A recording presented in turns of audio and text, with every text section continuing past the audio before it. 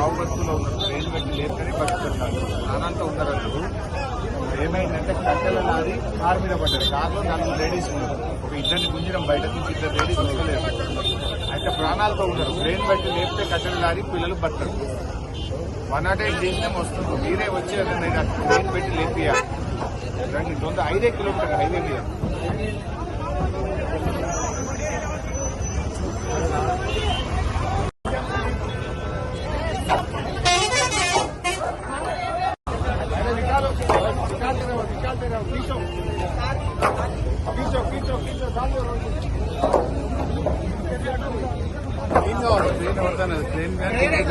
Train అయితే ఆ బండి లేదు.